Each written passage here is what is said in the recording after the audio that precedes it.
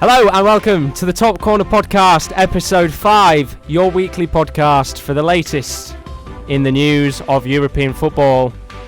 You are joining us live in the studio for the last time of 2019. And joining me, as always, in the studio this week, we've got two of the good guests here now, unfortunately. Yes! We can't see Rowan. If you want to wave up to the camera, there we go, we can see you. And we've got Kieren D. Do anything else. And we do have on the line as well, Kieran L. We could just hear him. Hello. But without further ado, I think we should get into the episode. Aside for now.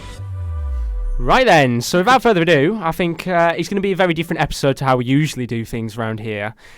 So we tend to do a weekly roundup of fixtures and things like that, but because we're getting close to Christmas and because we're close to the end of 2019, we thought why not do a lovely quiz to end the year off. So we're going to be testing your guys' knowledge a little bit later on in the podcast. Are you guys ready for it?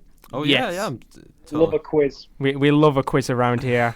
And now, Rowan, of course, you are usually the quiz host, but we're going to do things a little bit differently.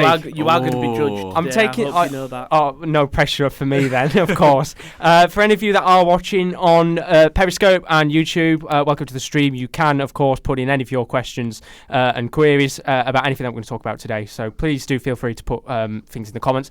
And we'd also like to say a massive thank you to everybody that turned up to the Europa and Champions League draw stream that we did on Monday. It was really fun. Amazing. Absolutely We tried our very best with that. And incredible. yeah, thank you to everyone that came in and watched. Yeah, it was Around crazy. 350 subscribers, I think. Yeah, we Just gained under.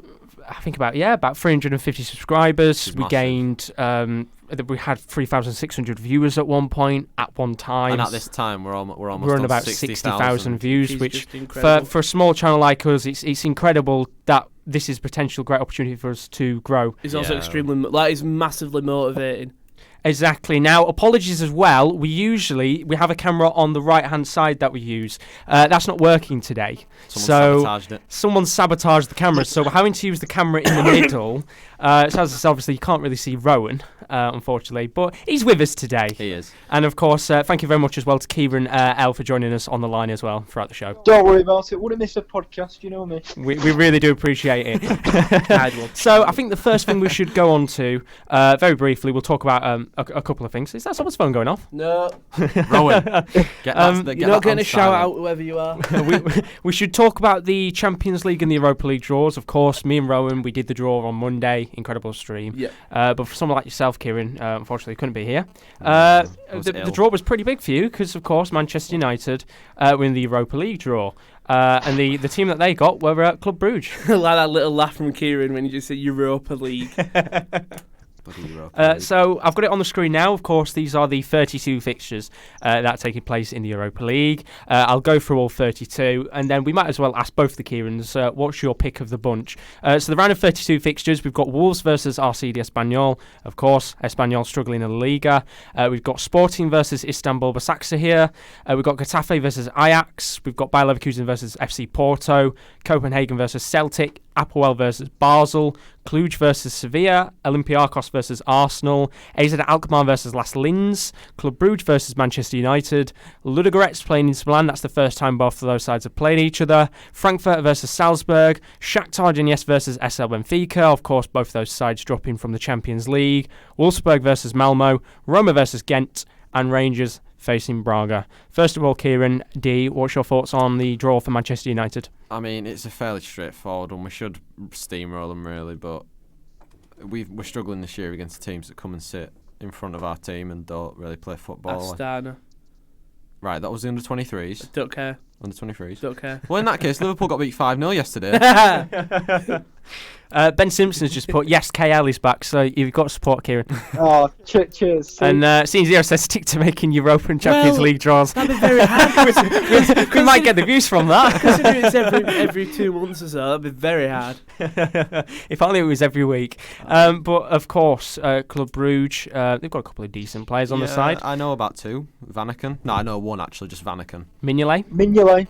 Yeah, you said decent players. Oh, don't disrespect the man. Well, that's a start. And of course, what's your pick of the bunch? There's 16. I think the Arsenal pretty good games there. Arsenal and Olympiacos will be a good game because Olympiacos gave Tottenham 2 really good games in the Champions League group stages.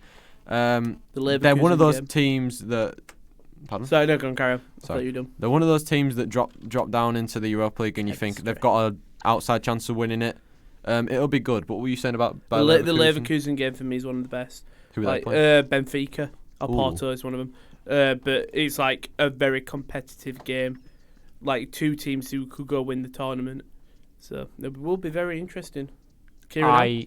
What would you think, Kieran, about the draw overall? I think it's a good draw. My pick of the bunch, personally, is the Salzburg v Eintracht Frankfurt. Because I think there's to attacking team. Yeah. There's lots of unknowns heading in for Salzburg because by the time these ties might have happened, they might have lost half the team, as Eintracht Frankfurt did last summer. So it's kind of 2 teams that are having to adapt to losing all the players. It's a really interesting comment from Borna Bear who said, all the British teams will qualify. Do you think that's going to happen with the games? Who did Rangers get? Rangers got Braga. Their first legs at home. Game. That's a really tough game. Braga are a good team. They did beat Wolves, of course. Yeah, they took Wolves to the limit. Who did Celtic get? They got Copenhagen. Their first legs away. Again, that's a tricky game. That's a tough place to go. It's not the easiest. I think Man United will go through. I think Arsenal will go through against Olympiacos. That's what I say. But Arsenal let us down. Yeah, Arsenal will be the team to let us down. Yeah, most likely. Bonabert is saying Shakhtar versus Benfica is the best tie, of course, I said before. Both of those sides dropping down from the Champions League. Yeah. That'd be an interesting game and a half. Shakhtar Donetsk are one of those teams that are like, when a British team plays them, you think, easy win. But when they go away to them, like you've seen, they beat Man City in recent years. They've played Man United a few times. They've played Chelsea, I think, a few times. They've been in Man City's group. I think it's the past 2 years, right? Yeah, I believe so. And, 2 or 3, I think. They got a draw at Etihad this year. Was it 1-1? I think it was 1-1. I think it was. I'm sure it was 1-1. But yeah, they're that team that excites you when you watch them play. Like Fred's come from there. Big Fred fan. They've got Tyson. They've got Tyson, Marlos. Some would say McTominay did watch Shakhtar Donetsk tapes when he was growing up. Of course he did. They watched tapes of him when he was growing up. He knew he was going to play with Fred, and he thought, I've got to do my research. And of course, moving on from the Europa League, we also got the Champions League draw on the same day as well. That was the first draw that came out. So for the Champions League, we've got Dortmund versus PSG, Real Madrid versus Manchester City, Atalanta versus Valencia, Atletico Madrid versus Liverpool, the repeat of the 2012 final, Chelsea versus Bayern, Lyon versus Juventus. Obviously, Lyon, you were correct, by the way, Rowan, about the 2 ACL injuries. Real Adelaide did pick up one as well. Tottenham versus Leipzig and Napoli versus Barcelona. A lot of good ties in there. Very good draws. A lot of good ties in there. I'd say, I mentioned it on Monday. I'm a Dortmund fan, so Dortmund PSG. I think it's going. I think one of them teams that go through will get to the at least the semis. We know PSG obviously getting a big win at the weekend. I think it was a 4-0 easy win, but still win. Obviously, I think we'll talk about it after this. But Dortmund, incredible game last night. Very good game of football. Architects of their own downfall last night with Dortmund. They could have run away with that game. They could have. But for me, that's the top game. Obviously, you got Liverpool Atletico. I think it's going to be the shocker. I think. I think Atletico could pull a shock. If they get if they nil them at Anfield. No, sorry, at Wanda Metropolitano. That's the name of the stadium. Thank you very much, Josh. You're very welcome. If they nil them there, so Liverpool don't have any away goals, and then Atletico do get an away goal at Anfield, that's the only way I can see them beating them because they won't score enough. Diego Costa hat trick back at Anfield. Oh, did you see the tweet that Bayern put out where it was muted on Twitter, words, Drogba, and was it like 2012? Yeah, it's great. That. But I was going to ask as well. What are your thoughts on the draw, Kieran? Because I think there's some pretty tasty games there. Oh, watching it was just good tie after good tie, and then Atalanta versus Valencia came out. But that is a good tie. It'll be an interesting game because that's a great opportunity for one of those sides. Yeah, because at least one of them's going to make it to at least the quarterfinals, which is quite. Probably, you know what it's like. Well, Manchester City have got to get past Real Madrid first. That's a tricky challenge. The fact that go on, Kieran. What were you saying? No, I was just going to say that's the big one for me. Like I know Rowan likes Dortmund, but I think the big standout tie is probably that one because it's as someone called it the money derby. For me, I think it's Tottenham and Leipzig. I think that could be a dark horse for a really two really good fixtures because Jose Mourinho's obviously kind of turned Tottenham around a bit, and Leipzig are playing the top of Bundesliga. They're playing excellent football. Timo Werner's on fire. Another 2 goals. I'm pretty sure me or you could score them goals yesterday, Rowan. Anyway. Yeah, fair play. It's just going to be Leipzig's attack against Tottenham's defence for me, because Tottenham have got a good attack as well, but I feel like Leipzig have got... Timo Werner's just insane, like you were saying. I saw like a stupid stat where it was like, in 2004, Mourinho was winning the Champions League with Porto, and the Leipzig manager was 16.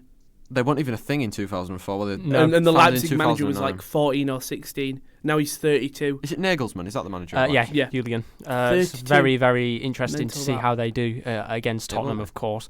Lyon did get Juventus, of course, as we know. Lyon have had 2 serious injuries, one to Memphis Depay, one to Jeffrey and Adelaide. Massive, massive blows. They're both, of course, out for the rest of the season, and if not as well for the Euros. I think Depay's going to be out for too, so massive blows for the club. That's a shame for Holland as well, because he's one of their best players. Very big blow. In terms of Lyon, that is more than massive. That's their star player. That really ruins their chance. That's their star player out of the team. I know they've got a few good players. Hassimoir, Nabil Fekir don't play for him anymore. No, Moussa Dembele. That's what I was trying to go for.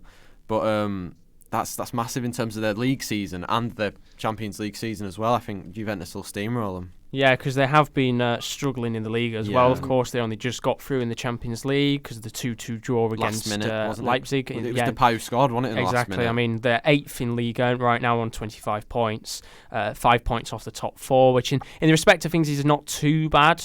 But there's a couple of the teams that have obviously have got a game in hand as well, so the gap could widen even further. Another one of the games that's going to be an interesting one is Napoli versus Barcelona, of course. Napoli very recently sacked Ancelotti. Gattuso came in. The first game that they played against Parma, they got a 2-1 loss.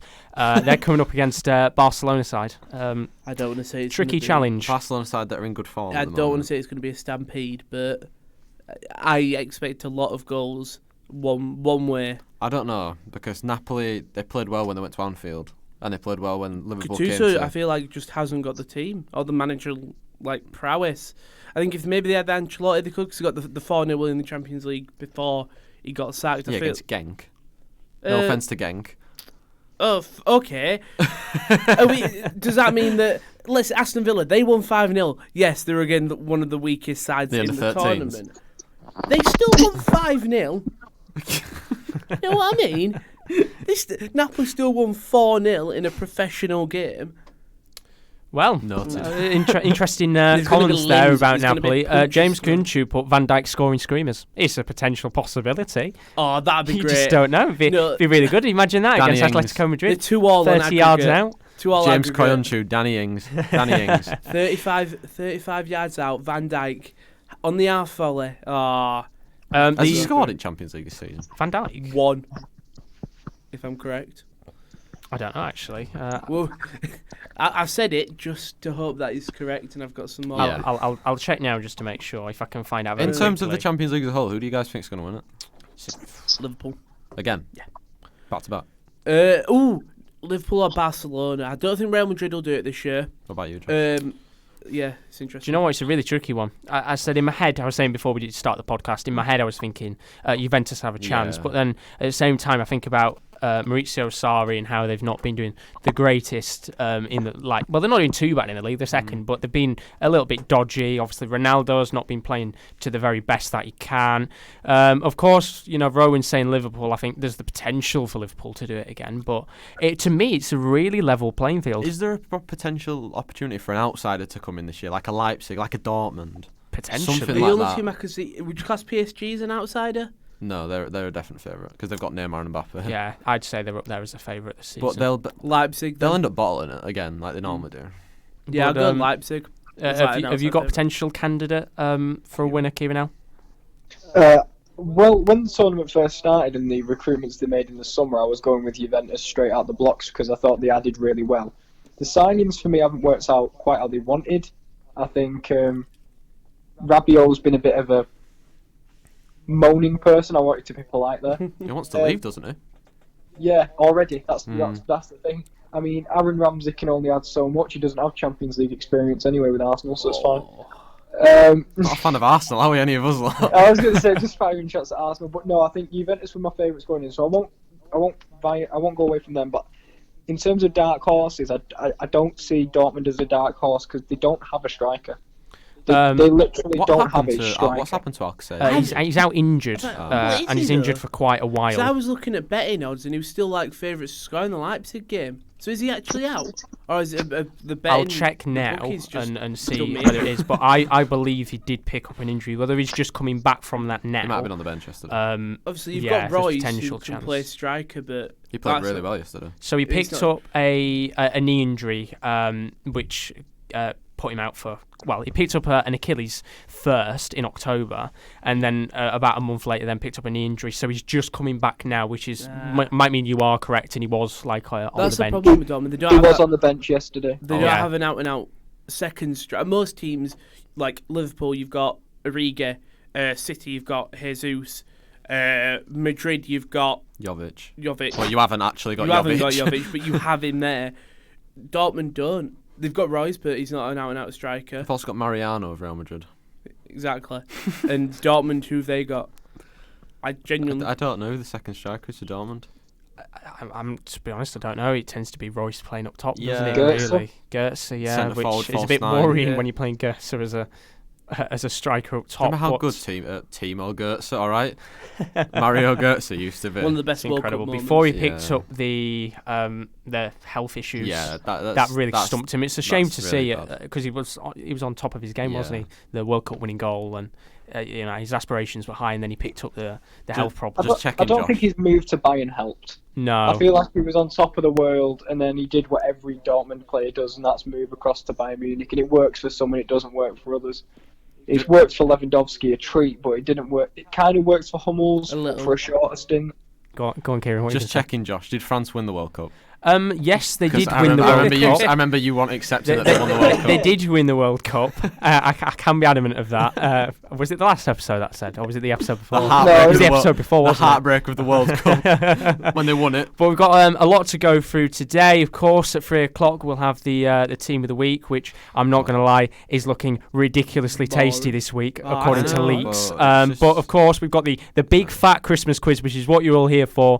Get your pen and paper at the ready because that will be coming up very, very shortly. I've got but Kieran's beforehand, two very quick points I want to talk about in terms of breaking news over the last day. I want to very quickly talk about Carlo Ancelotti because the news came out in the last 24 hours that he's reportedly very close to becoming the new manager of Everton. And it's not just him that will be joining the club. There were also reports coming out from respectable journalists that Zlatan Ibrahimovic would be joining Ancelotti at Everton, according to Tancredi Palmieri. He's saying that originally Ancelotti wanted to bring in Ibrahimovic to Napoli, but of course he got sacked. So there's now the potential possibility that Ibrahimovic could reunite with his old manager at Everton. In the past, under Ancelotti, Zlatan scored 35 goals in 46 games when they were together at PSG. So the two questions I'm going to ask: do you think Zlatan will actually join Everton? And do you think Ancelotti is the right man for Everton? No and no. Why?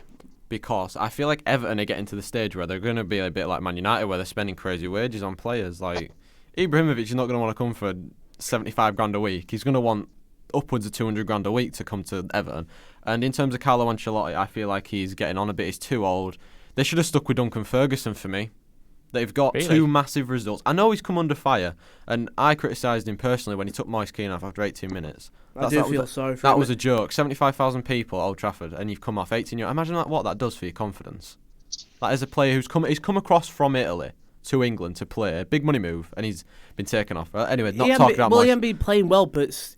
I didn't see anything is wrong. The mental effect that imagine you've just come on, okay, not an amazing half, but you're playing football, and then he's gone, right, come off, you're not playing well. He didn't even console him. No, he just let him walk. He didn't acknowledge him, did he? That's what's bad. But in terms of that game, I don't know if you guys watched Monday Night Football, but Jamie Carragher actually analysed the 18 minutes that Moise Kean was on the field, and the only problem he saw was that he wasn't tracking back enough. But in terms of that, you don't take off an 18-year-old striker. You take off Calvert-Lewin had been on all game, and Calvert-Lewin wasn't really doing much anyway. But in terms of Carlo Ancelotti, I feel like he's too old, and it's going to come in a few years where he's going to retire and they're going to be back to square one. Just a quick comment from Kieren Rowan saying, hello, welcome to the stream. Thank you very much for joining us on the podcast. I was going to ask you, Rowan, what are your thoughts on the Ancelotti situation? With Ancelotti, it's really weird to hear Ancelotti and Everton in the same I agree. breath. Yeah, 100%. I can see him going there. We've seen, it's a job at the end of the day. With Ibra, I definitely don't. I think he's already come out and said, he's conquered England. Yeah. Did he? Yeah. Did he conquer England? I know he's come out and said that, but did he conquer England, though? I mean, he won a cup when he was at United, didn't he? Yes, he won the Europa League and the League Cup. I remember that. But I'm on about in terms of conquering England's winning the Premier League. Well, yeah, but he's Ibra, innit? He can say what he wants. It's a strange situation.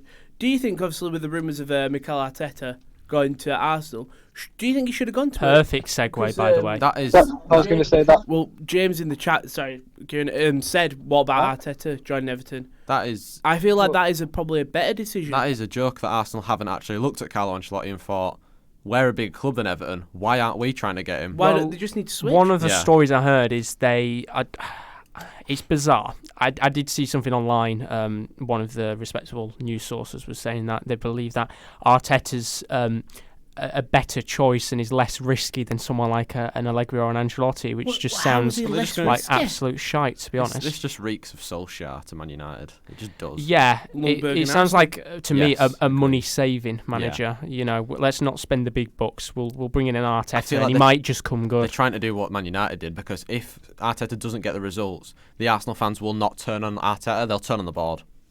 100%. I mean, what do you think, Kieran? Well, I was going to say that I think it's a big misstep by Arsenal to not get Ancelotti in. I think to take a risk on Arteta, I'll admit, maybe they're going with, he's been learning from arguably the best manager on the planet, so surely you've got to pick up one or two things, because yes, you're your assistant, you probably do absolutely nothing, but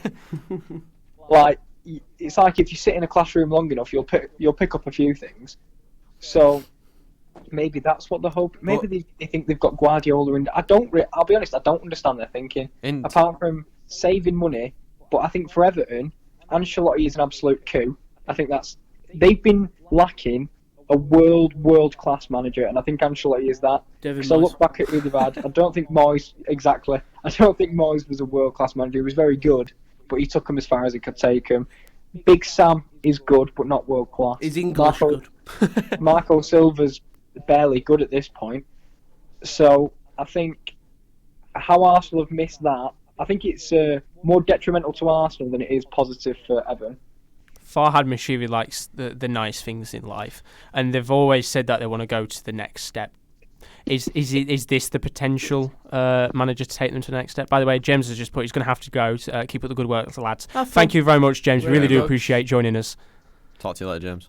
But do you think he's the right manager to take Everton to the next pedigree of the league, or do you think he's just going to be somebody else? He's trying to sign me out. Well, he's got that.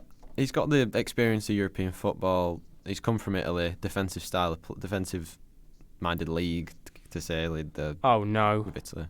Oh no! The computer's about to restart in 15 minutes, and I can't snooze it. Well, let's get. Jesus Christ! Well, we've got 14 minutes and 35 seconds. And we might have to before it's going to restart. I can't snooze it. So do you know what we do? We do this as if we planned it, and it's a two-part podcast. Yeah, it's a two-part podcast. So everyone who's the first part being talking, the second part being quiz. There you go. Honestly, everything's just not going right today. Yeah. Right, going back to football. I'll just try to figure that out. Do you think Ancelotti?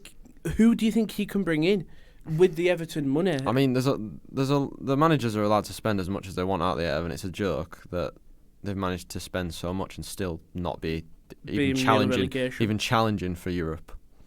Do you think he'll bring anyone across from Napoli? Who's going to want to take that step, though? Do you know what I mean? Who wants to go from like a Champions League spot? If they were to get someone like Fabian Ruiz, that'd be a massive signing for him. But I think he'll go to one of the top four. I was thinking something like maybe Zielinski or something like that. That'd be a good signing, really good signing. Or Hysaj. The aging Hysaj. I was thinking Milik. No. I know. Obviously, he's top striker, but We don't obviously. I don't think we know. What do Everton need?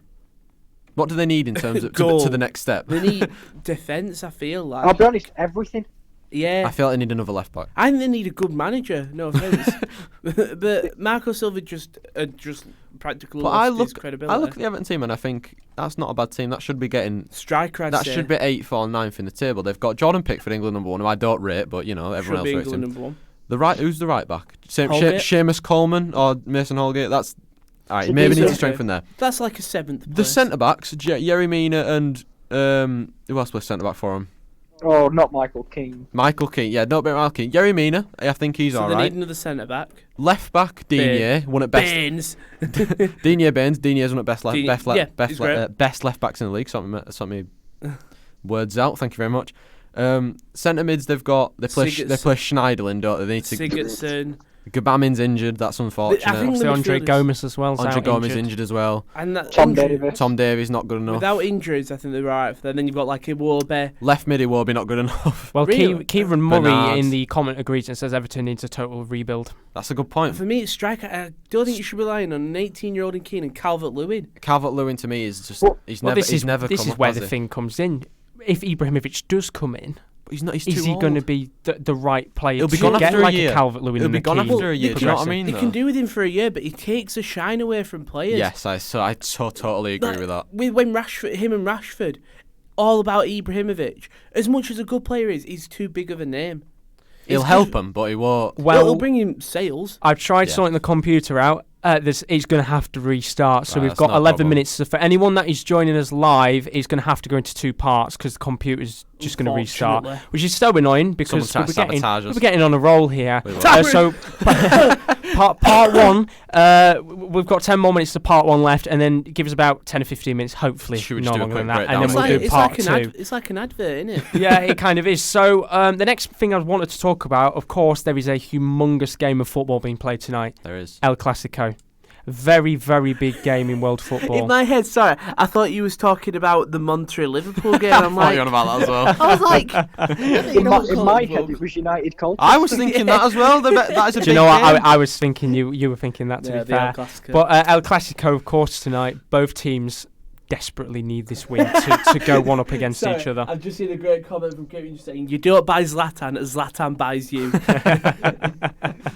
So Barcelona and Real Madrid, they're both, of course, first and second. Barcelona in first, Real Madrid in second, both on 35 points. This is a real major opportunity for one of these sides to go one up on the other. The home side today is Barcelona. I remember seeing a thing where they weren't allowed to play in Barcelona or something. Yeah, there was a couple of political issues with the Catalan and things like that. And originally it was actually going to get suspended again, but they're able to play it tonight, which is fantastic news. But of course, this is one of the biggest El Clasicos in recent history in terms of how close the sides are to each other. I think if Messi plays, Barcelona will win. You think so? He's going to play anyway. If Messi just has another game like he normally does against Real Madrid, Barcelona will win. And they're at home as well, so that always helps. What do you think is going to happen, Kieran? It's a massive game. I agree completely with my fellow Kieran.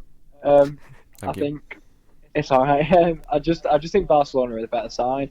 Even though Real Madrid are up there this year, I feel like I've found myself being underwhelmed by their performances more than I've been like, wow, that's the Real Madrid I remember. Whereas Barcelona, Messi just continues to mesmerise week in, week out. Score, as we said the other week, where he scored a goal against Atletico, and everyone just kind of went, well, no one's stopping him, so you know what? We might as well just admit that we lost to the better guy. So I think it's going to be another wonder show from Messi, really. To give you an idea of both sides' records, of course, same points, but Barcelona have won 11 games, drawn 2, lost 3. Real Madrid have won 10, drawn 5, only lost 1. Barcelona have scored 43 goals and conceded 20, while Real Madrid have scored 33, conceded 12. Goal difference is only separated by 2. It's the closest that these sides have been for quite some time. Barcelona and Real Madrid both dropped points. Coincidentally, both dropped points on the same match day with, in the last game, Barcelona picking up a draw against Real Sociedad. Alexander Isak, the ex-Dortmund striker, coincidentally, someone they could have been using in the league. He's only like 19 as well. Exactly. They sold him to Real Sociedad, got Real Sociedad a 2-2 draw, while Real Madrid got a 1-1 draw against Valencia. Benzema scoring a 95th minute equaliser to get the club some points. It's a tough call. It's been played at 7 o'clock tonight. Should we take a little prediction on this one and see who do you think is going to win? I think that Barcelona will win 2-1. 2-1. Barcelona 3-0. 3-0. What do you think, Kieran? Oh, for God's sake, Rowan took mine, but I'm gonna stick with it. Barcelona. Do you know what? 3-1, just to make it different. Barca 3-2. I want goals. We love a goal around here. 3-2. I've got a question. What do you think happens to Barcelona once Messi retires? Like, I know they've got. I know he just goes on 55-year-old in Zimmer frame. I just feel like they won't be the same without him. That's a lot. I feel that's a lot. There's a long time before that happens for me. Kieran Murray is saying a Griezmann hat-trick against Real. Imagine. I feel like Griezmann's been quite underwhelming. That's how he restarts his. The two big money players that have gone to the league, that have changed from gone to the Barcelona Real Madrid this summer, Eden Hazard, Antoine Griezmann. For me, they've been really underwhelming, both of them. I'm surprised with Griezmann, considering it's just a change of team. It's not even a change of. Griezmann's been better than Hazard. Yeah, I think Griezmann's slowly getting there. Yeah. Hazard's recording videos with Chris MD. What do you expect? But I think what we'll do is, should we restart the computer and that and get it out of the way, and then we'll go on to the big Christmas quiz. We will be live in 2 minutes. Well, as long as definitely not going to be 2 minutes. So we're going to have to go off because the computer that we're using is basically forcing us to restart because it needs to update, which is. We've had a nightmare, as I said. He knows it's nearly time for Christmas as well. Exactly. So give us about 10 or 15 minutes. We will be back. And then, of course, we will get underway. The big fat football quiz of 2019. I will test all of your knowledge. Are you guys ready for it? I'm ready. I can't wait. No. Kieran Al's not ready for it. Well, I'll tell you what. I wish the very best of luck. We'll be back in about 10 or 15 minutes. Apologies about this. See you soon. See you later. Glide.